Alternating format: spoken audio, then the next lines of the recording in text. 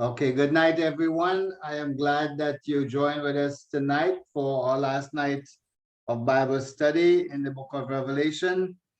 I will go straight into the lesson for today.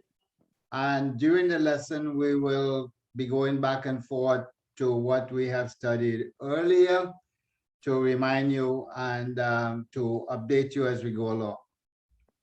So today our lesson will start at Revelation chapter 8, verse 1, just in case you are following with your Bible. But we got the slides. And the first verse of Revelation chapter 8, verse 1, and when he had opened the seventh seal, there was silence in heaven about the space of half an hour. Now, the first thing I would like to remind you is how did we get to the seventh seal? What is the seventh seal? For those of you who came in later and you didn't see Revelation chapter 4 and 5, I will go back a little bit and recap some of the things we did. The first time we saw the seven seals, or the book that was sealed with seven seals, and you will see I have a background on my background picture. Let me see if I can get back there. On my background picture, this is what the book what would look like, sealed with seven seals. You will see seven seals across here.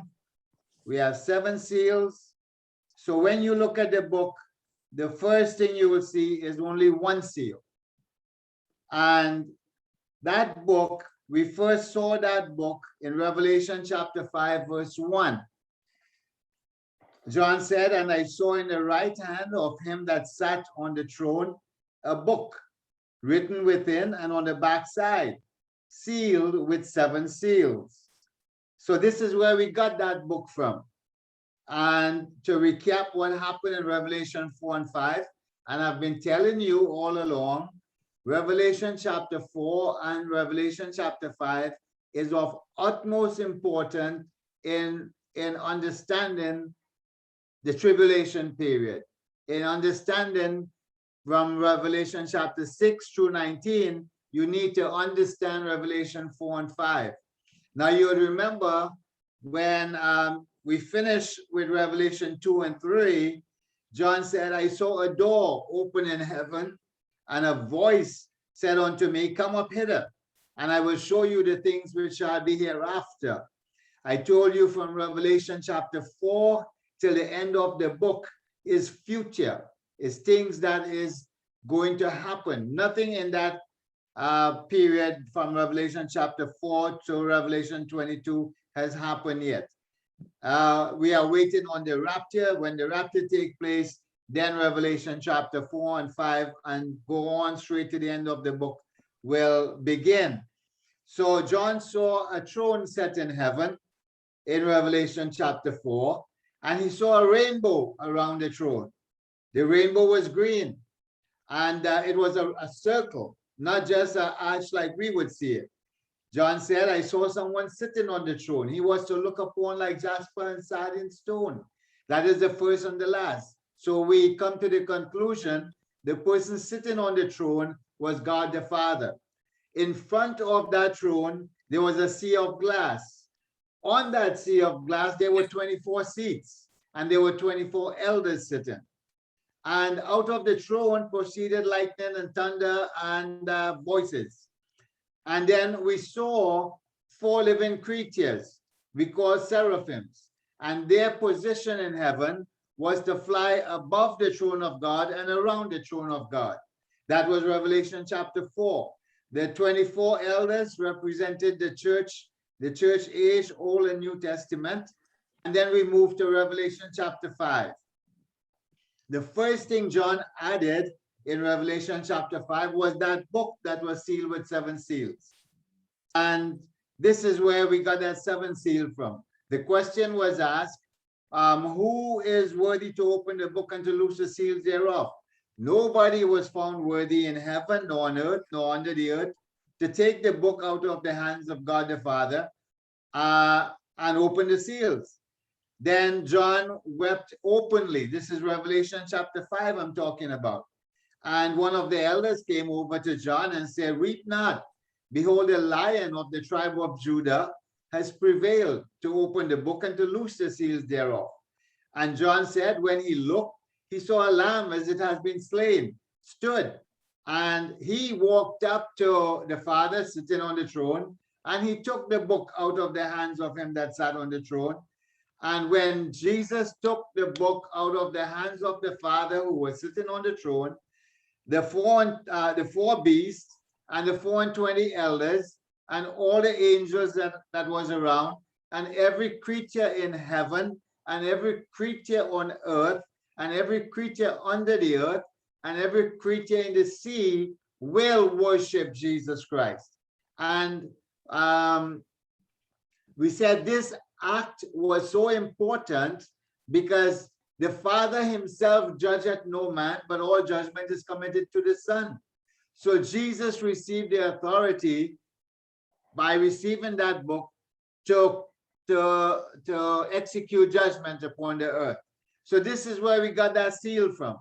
Now let's move on. On Revelation, we will get to that in a second. Verse 2. The first thing I wanted to show you was where we got that that seventh seal. And the seventh seal belonged to the book in Revelation chapter 5, verse 1. This is where we got that from. The second thing we need to take a look at is there was silence in heaven for the space of about half an hour. That is important.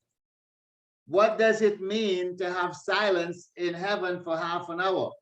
It meant that the four living creatures, the seraphims, they couldn't move for half an hour. Because when they move, their wings will rumble like thunder. And their wings will spark like lightning. So they had to stand still for 30 minutes. The elders, now these four creatures, they fly over the throne of God. They had to come down to the ground and they had to rest for 30 minutes. The 24 elders that represents the church and the Old Testament saints, they had to sit on their throne, and maybe they was in an attitude of prayer, maybe they were bowing. The angels who were in heaven, they could not have done anything for 30 minutes. Now the question would be, why would there be silence in heaven for half an hour? Well, for one, the book that was sealed with 7 seals is now open. And the question is, what next? What is going to happen next? So everybody is silent in anticipation of what is going to happen next. That could be one of the reasons. We will accept that for the time being.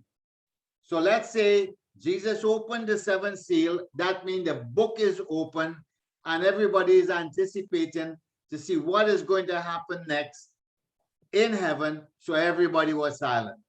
Let's move on. Revelation chapter 8, verse 2. And I saw the 7 angels which stood before God, and to them was given 7 trumpets.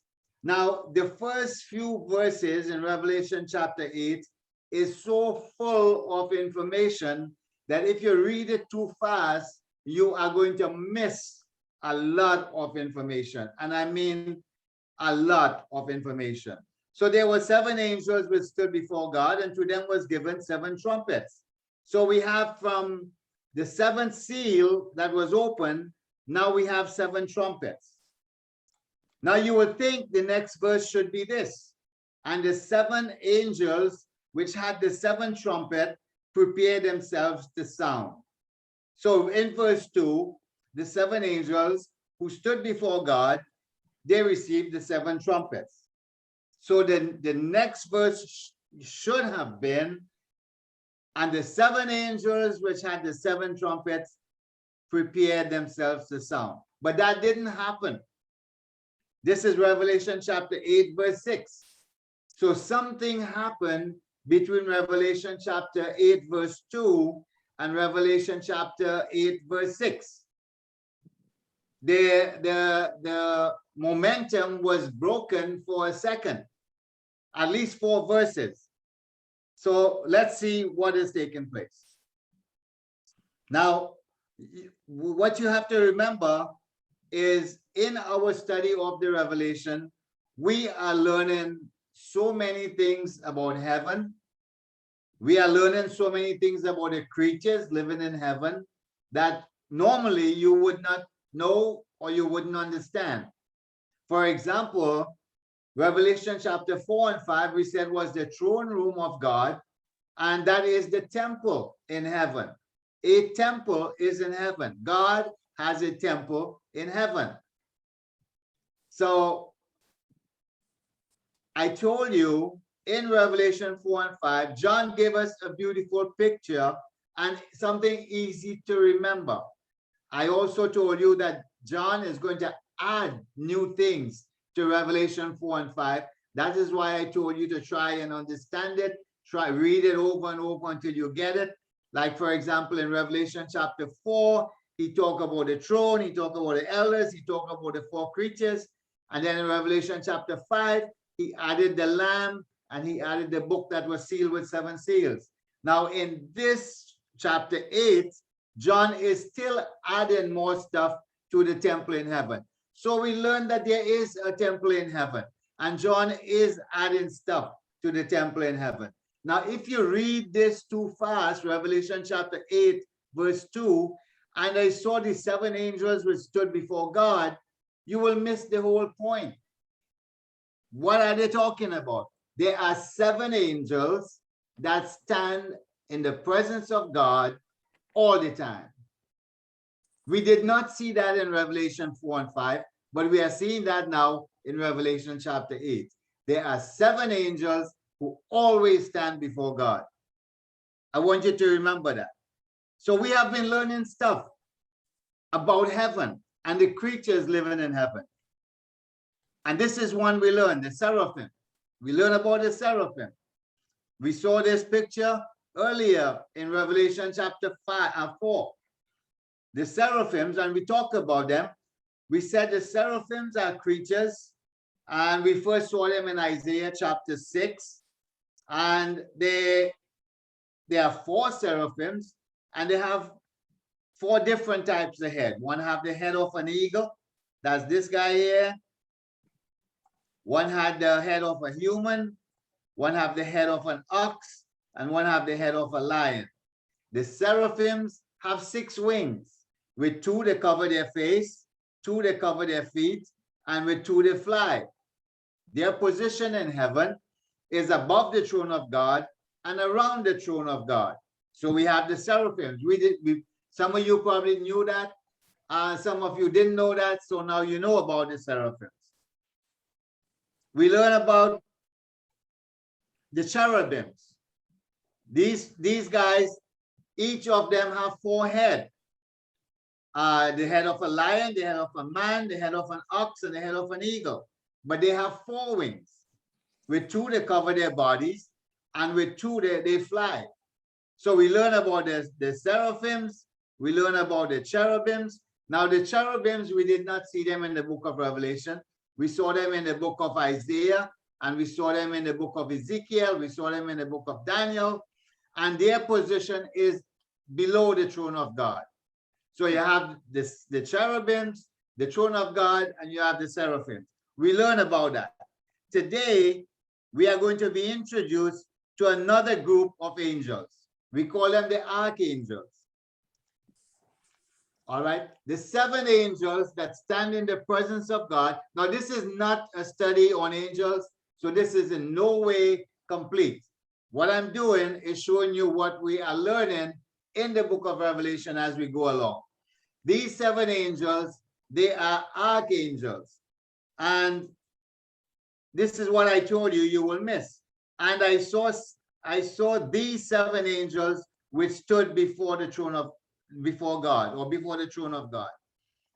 Their position all the time is before the throne of God.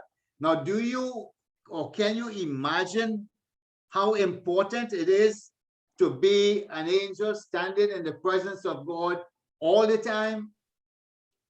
Remember, if we have 8 billion people in the world today, then we have 8 billion angels, because everybody have a guardian angel. Now, this is just not all the angels. There are angels in heaven. There are angels who have different duties. There are maybe millions upon millions of angels. To be number 1 through 7 above all the angels is very, very important. So let's go on. We are being introduced today to the archangels. Now, this is just by the way, I'm just giving you this little thing here. You have this here is a Hebrew letter, and it is called the mem. The mem. Have another one. This is the mem. And the same letter at the end of a word. If you have a word and it has a mem in it, in the front of the word or the end of the word, this is how it is written. That's a mem. If it's at the end of the word, it is written like this.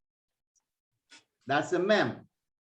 The reason why I'm telling you about this is just a little side something.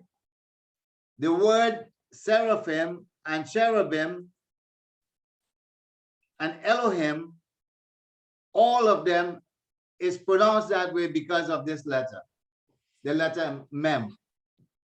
Okay, so when you see the I am, that is plural, that is more than one.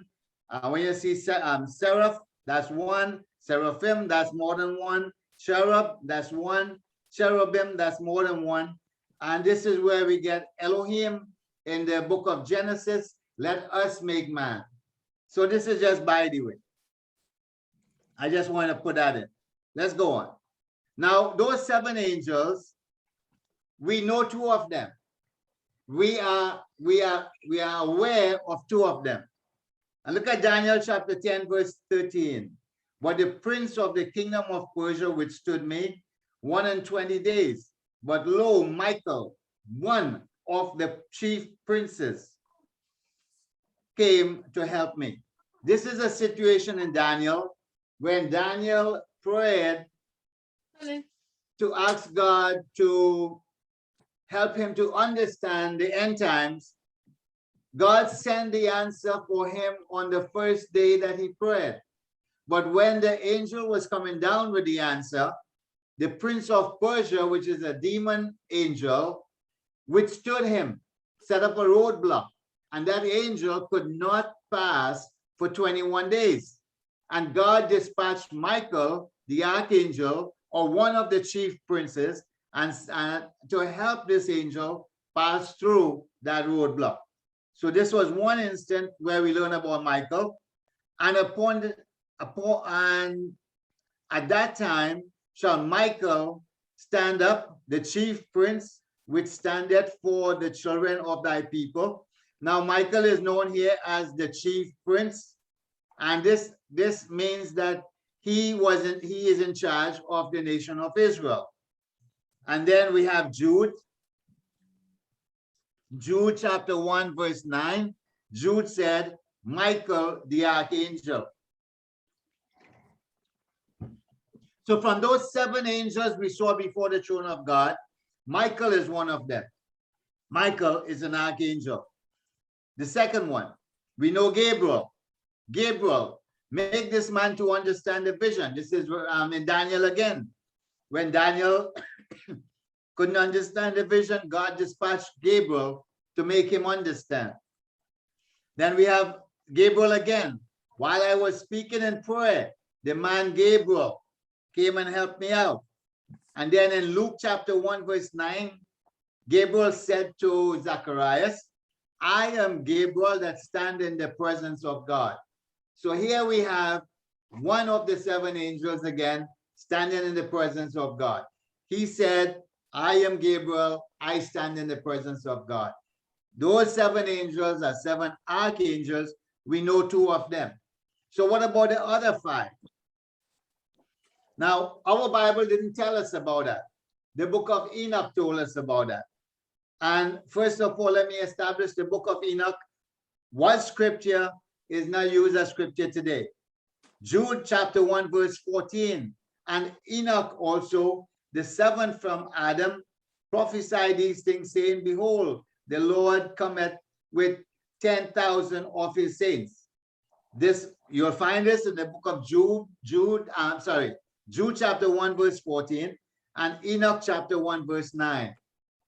You will not find this anywhere else in the Bible but in the book of Enoch. When Jesus was talking in Matthew chapter 22 verse 29 and 31, Jesus answered and said unto them, ye do err, not knowing the scriptures, nor the power of God. You will never find this in the Bible anywhere else, but you will find it in the book of Enoch chapter 15, verse 4 through 7. So Jesus referred to the book of Enoch. Now, what was the situation here? The Sadducees. This was the last week that Jesus was on earth. Jesus was in the temple, and the Sadducees came to him. And that is a very beautiful story when you understand it from a Hebrew point of view. It's amazing. But for the time being, this is the story. The Sadducees came to Jesus and said, Rabbi, there was a guy, and he had 7 brothers, and he got married. And he died, but he didn't leave any children. Moses said that the other brother have to marry to this woman. So she did. He died, and he didn't leave any children. And all 7 brothers married this woman, and they didn't have any children. Finally, the woman died.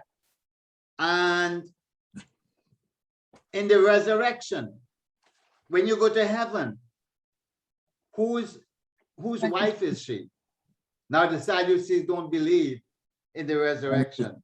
And Jesus said to them, ye do err because you don't know the scriptures. You will not find that our Bible talk about humans when they die, what is going to happen with them in heaven. But you will find it in the book of Enoch, chapter 15, verse 4 through 7. So Jesus was referring to the book of Enoch. So these 2 portions of scripture refer to the book of Enoch. It was part of the canon at one time. It is not today.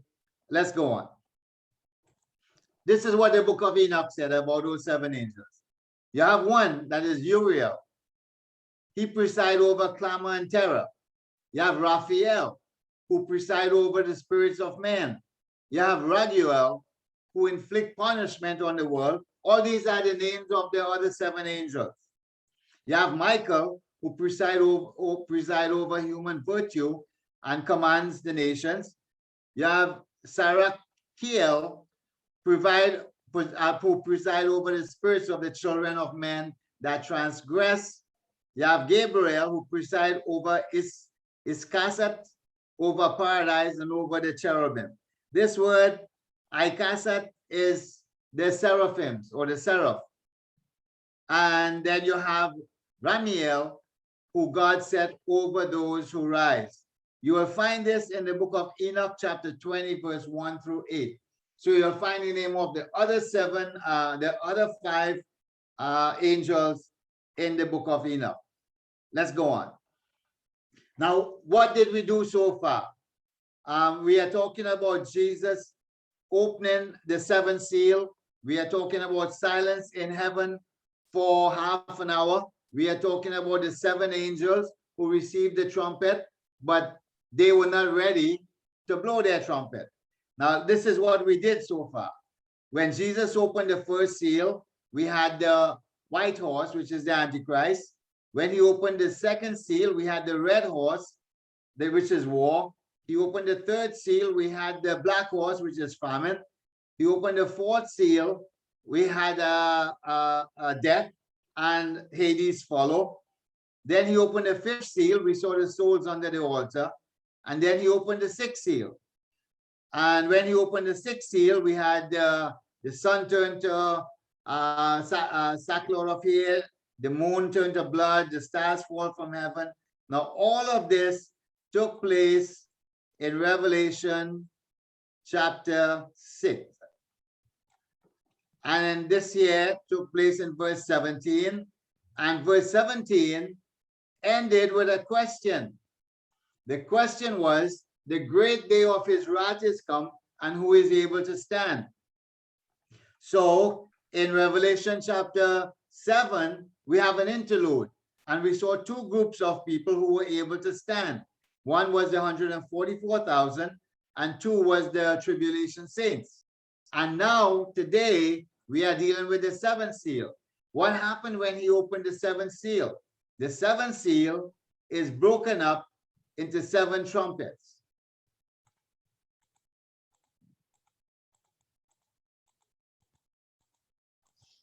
So when the seventh seal is open, now we have 7 trumpets.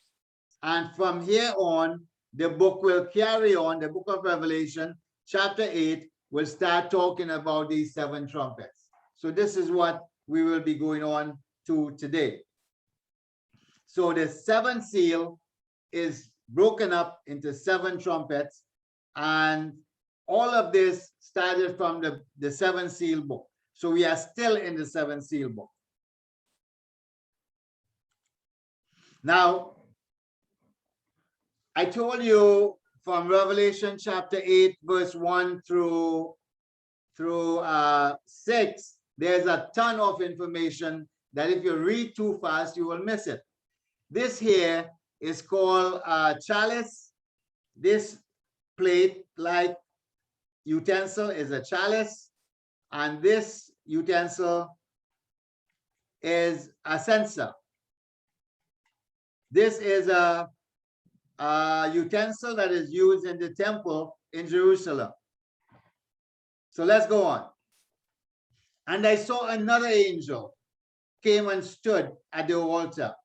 So we have an altar, and I told you John will add new things to Revelation 4 and 5. So we have an altar, and this angel had a golden censer, and there was given unto him much incense, that he should offer it with the prayers of all the saints upon the golden altar, which is before the throne of God. So all these things together, we are adding more things to Revelation chapter 4 and 5. Today, we add an altar, we add a golden censer, and we said the golden censer is this piece on top here. This is the golden censer. And in that golden censer, we have incense. That incense is to be offered up in the golden altar, which is before the throne of God. So let's go on. Revelation chapter 8, verse 4. And the smoke of the incense, which came up with the prayers of the saints, ascended up before God out of the angel's hand. So this angel was offering incense with the prayers of the saints on that altar. Let us dig a little deeper into that altar. Now you remember this diagram that I showed you, and I told you Revelation 4 and 5 is telling us about the temple in heaven. There is a temple in heaven, and we have a pattern of that temple on earth. And you can use King Solomon temple, you can use Herod temple, you can use whichever temple you want. I chose to use the tabernacle in the wilderness because this is as real as you will come, and it's rough. So this is the layout for the temple in the tabernacle in the wilderness. I told you before that this here is the door.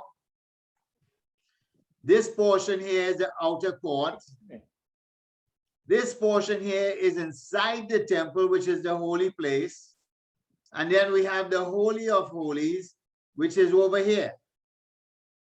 This is the exact layout of the temple in heaven. Exact layout. And you cannot start at this altar. You could never start at this altar. You will have a problem. Do not start at that altar. You start at the first altar. This is the altar of sacrifice. This is the altar of the burnt offering. And then you move into the temple. And then this golden altar is before the throne of God. Now, the difference with the temple in heaven and the tabernacle on earth is this veil. In heaven, you don't have that veil. On earth, we have that veil. So the altar in heaven, the golden altar, is directly in front of the throne of God. This is where the throne of God is in heaven. That throne that we have been seeing all the time, this is where that throne is in heaven. You have this exact layout in heaven as we speak. Now let us take a look at the altar. This altar is 18 inches by 18 inches on top, 18 inches square. The altar is 36 inches tall. The altar has 2 rings on both sides. It is made of wood, but it is overlaid with gold. And this altar, like I said, is directly in front of the throne of God. This altar is used for one purpose and one purpose only, to offer incense twice a day. Now, this is a priest offering the incense on that altar. You will notice the height of the altar, which is about 3 feet. It should be 3 feet. And when the smoke is being offered up, it goes up like a pillar before God. And the reason for that is the combination of herbs and spices will cause it to do that. Now, this here is another picture of the same thing. Now, I told you, you cannot start with this altar. This priest here, he will go on the outside at the altar of sacrifice. He will take live coal in this shovel, live coal, not fire, live coal. He will bring it and spread it on the altar, and then he will throw the incense on that fire, on that live coal. Now, Jewish tradition will tell you that no priest will perform this duty twice in their lifetime. They have to have a lotto system so that a priest will be offered this duty once in his lifetime. We remembered Zachariah. He waited all his life, and at the end of his life, he got the permission to offer the incense. The reason for that is the Jewish tradition tells you that the priests who offer the incense on this altar, they would receive a blessing, a financial blessing, a physical wealth. So no priest will get that position twice. And like I said, you do not light a fire on this altar. You bring the coal from the outside, and then you offer the incense. There were 2 guys who attempted to bring live fire on this altar, and they were both killed. Aaron's 2 sons died because they offered strange fire on the altar. So the angel is about to perform this exact same ceremony in heaven. This is what was happening in Revelation chapter 3, 4, and 5. The offering, or the time for the offering, was about to take place. So the 7 angels who had the trumpet, they had to wait until this is finished. This offering is finished. Then they could continue. And this is the reason why there was silence in heaven for 1/2 of an hour. This is the reason, because this offering was going to take place. Now, you guys may not agree with this, but I want to tell you this and think about it before you disagree. In heaven, the offerings and sacrifices are still being offered today as we speak. I know that is way out, but think about it. and do some research, and you will see in the book of Revelation, the offerings are still continuing, and in the millennial kingdom, all the offerings will be reinstated during the millennial kingdom. Think about that. All right. David said in Psalm 141 verse 2, let my prayers be set forth before thee as incense, and the lifting up of my hands as an evening sacrifice.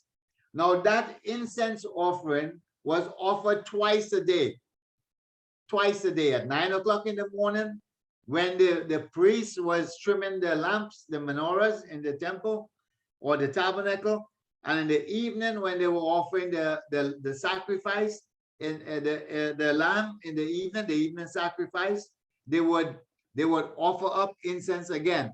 So that was done twice on earth, twice a day. Let's continue. And the angel took the censer and filled it with fire off the altar and cast it into the earth.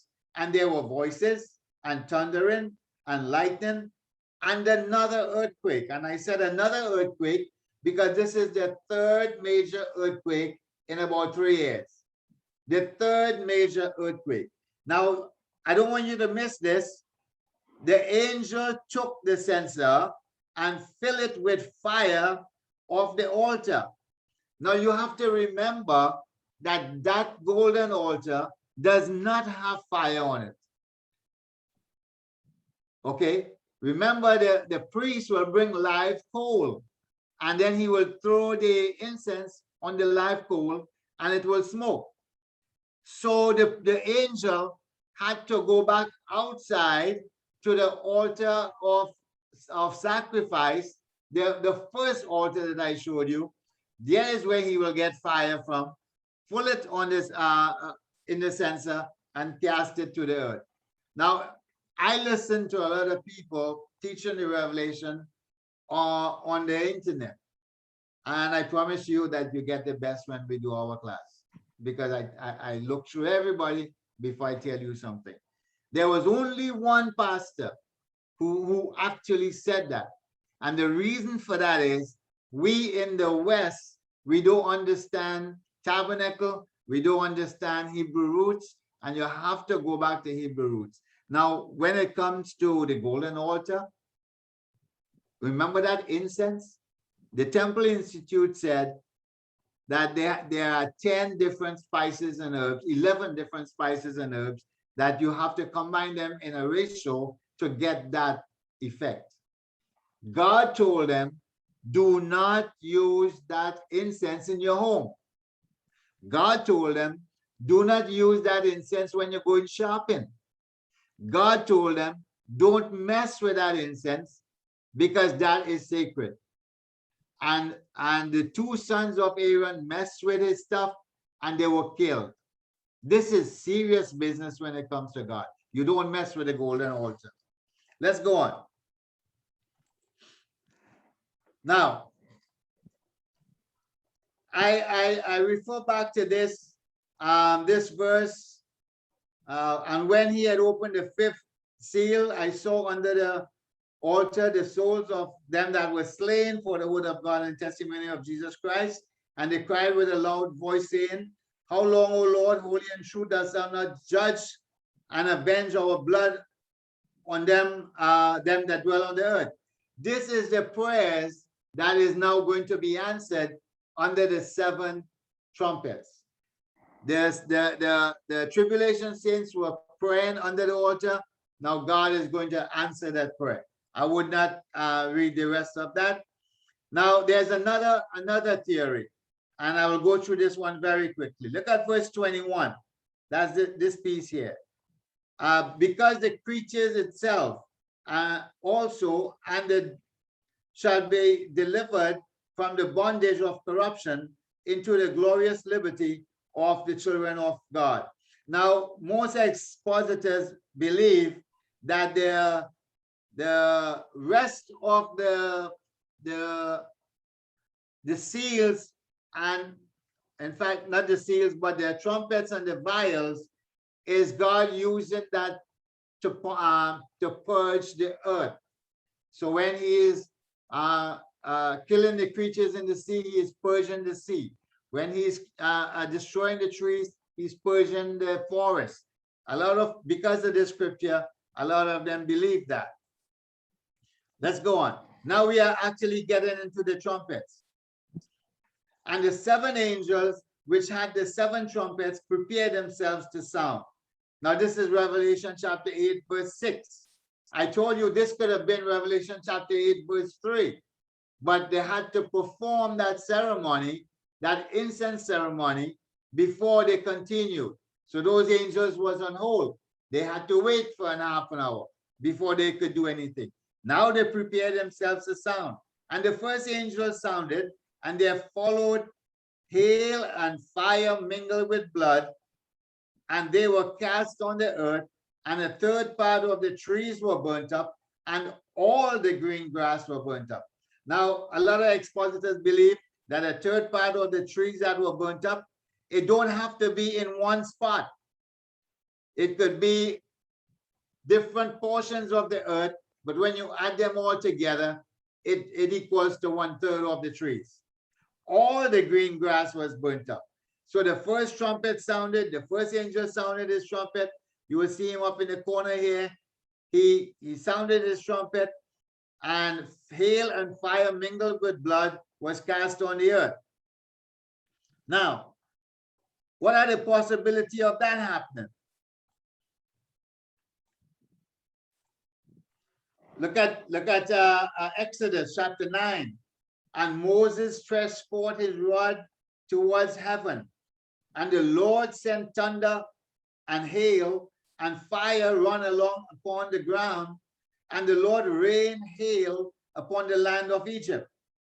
So there was hail and fire mingled with the hail, very grievous, such as there was none like it in all the land of Egypt since it became a nation. So this happened before. This is one of the plagues in the land of Egypt before Pharaoh let the children go. And it happened physically. And the hail smote throughout all the land of Egypt, all that was in the field, both man and beast, and the hail smote every herb of the field and brake every tree of the field. Only the land of Goshen, where the children of Israel were, there was no hail. So God had a dividing line between the children of Israel and between the Egyptian, and they said the herbs were destroyed and the trees were broken. So this actually happened before, so God can do it again at a bigger scale. Let's go on. This is a picture of a volcano. The Revelation talk about a burning mountain. And the second angel sounded, and as it were a great mountain burning with fire. Burning with fire was cast into the sea, and a third part of the sea became blood, and a third part of the creatures which were in the sea and had life died, and a third part of the ship were destroyed. Now, the earth is covered with about 71.2% of water. 1/3 of that is 23.66 or 106.66 cubic miles of water. 1/3, that is 1/3, 106.66 million cubic miles of water will turn to blood. And the creatures that died, it is said that there is approximately 230,000 known species, and there might be the same amount that is not known. 1/3 of 230,000 species will die when this happened. Now it said 1/3 of the ship were destroyed.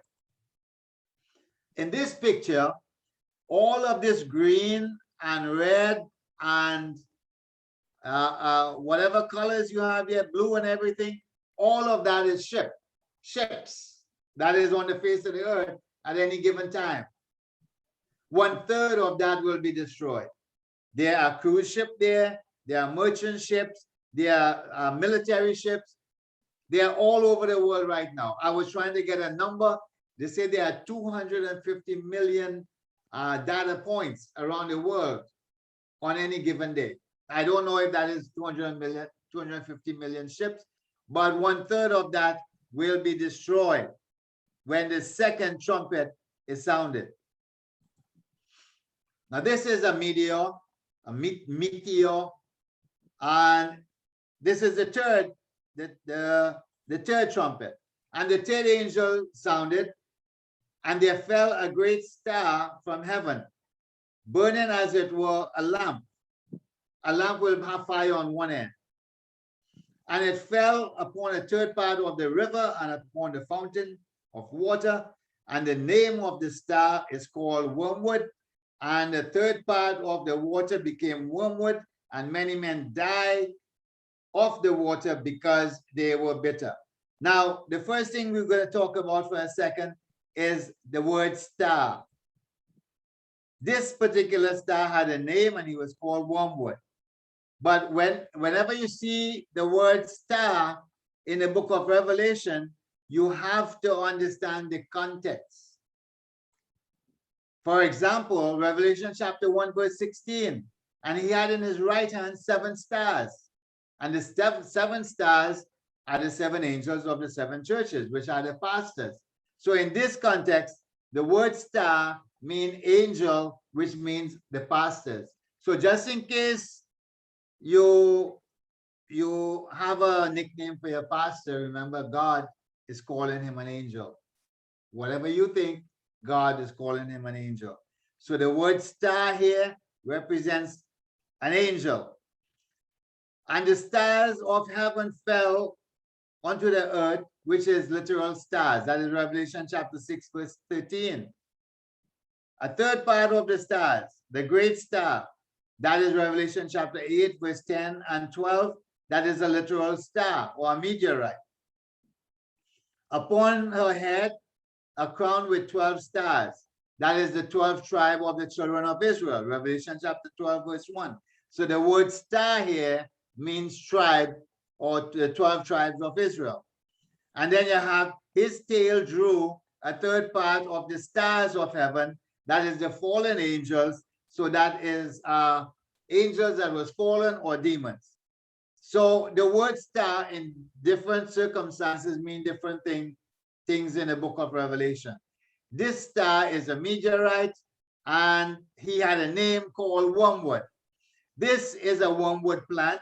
It is a light green, it's a shrub, and all herbs, whatever word you use for that, people who study herbs, they would have that in their yard.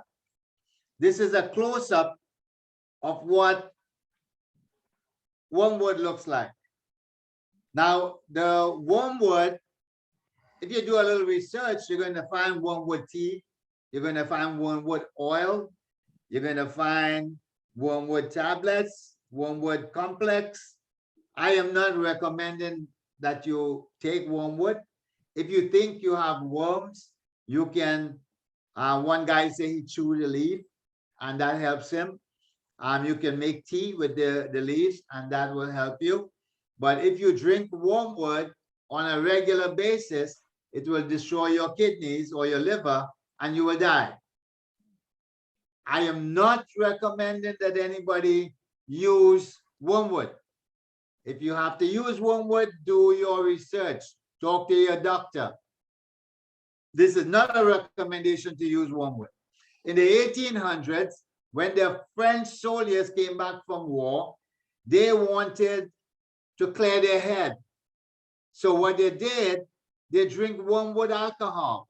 They would take the wormwood oil and they would add it to alcohol and they would make an alcoholic drink, a green drink, and they would drink it. And it cleared their head so much that they all lost their mind. They went crazy. All right, I do not recommend you use wormwood alcohol. But the thing about wormwood, it is bitter. It is the absence of sweet. And the Lord said, with the book of Revelation, okay, I got it. All right. In the book of Revelation, many men die because of wormwood. Now let me get a little romantic here for a second. This is a guy talking about a woman, and he said her lips, the lips of a strange woman, drop as an the lips of a strange woman drop as an honeycomb, and her mouth is smooth as oil. Now that is romantic. There's only one guy in the Bible who talks like that. Solomon. That's Solomon. Look at the next verse. But her end is bitter as wormwood, sharp as a two-edged sword. That is how we consider wormwood, or an affair. Remember in mine affliction and my misery, the wormwood and the gall. That's the book of Lamentation. Therefore, thus saith the Lord of hosts, the God of Israel, behold, I will feed them, even this people, with wormwood, and give them water of gall to drink. That is Jeremiah chapter 9, verse 15, 23, and 15. The Lord is saying that he will feed these people wormwood. It's bitter. Again, in Revelation, you're going to see where these people were fed wormwood. Now let's go on. And the fourth angel sounded, and the third part of the sun was smitten, and a third part of the moon, and a third part of the stars, so that a third part of them were darkened, and the day shone not for a third part of it, and the night likewise.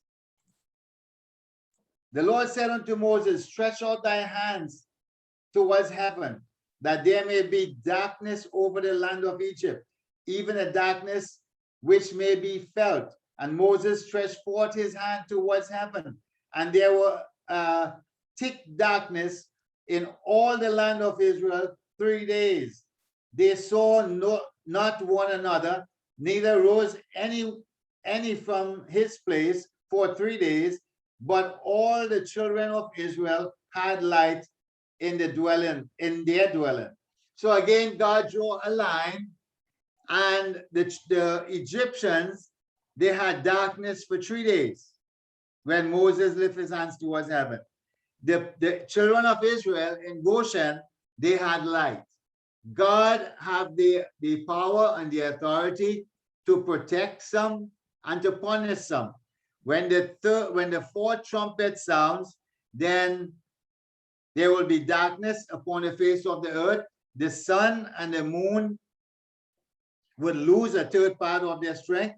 A third part of the star will lose their strength. And it could be this reason.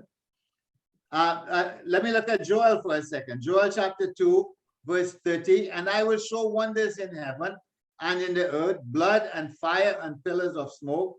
And the sun shall be turned into darkness, and the moon into blood, before the great and terrible day of the Lord cometh. So that is prophecy anyhow. But I want you to look at this verse, and we will close with this verse.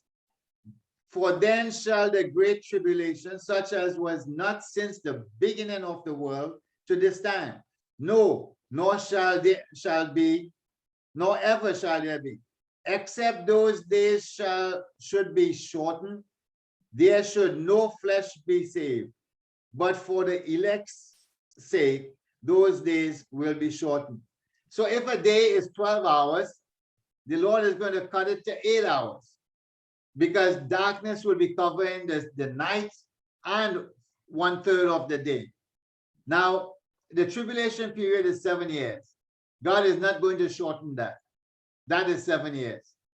So what is going to be shortened is the day itself. The day, instead of 12 hours of day, you're going to have 8 hours of day.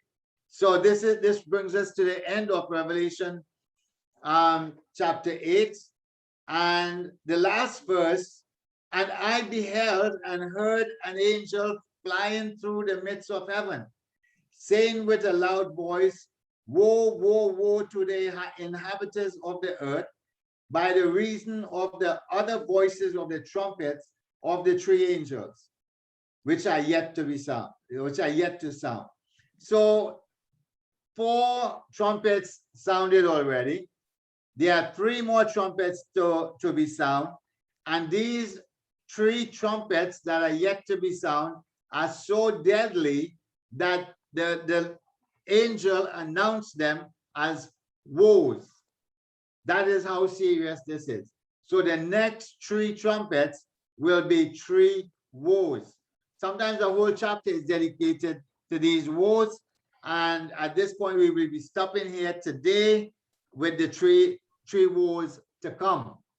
We ended with the 4th trumpet, and the next lesson we will continue with the woes, woe number 1, 2, and 3. So there's where we will continue in our next class.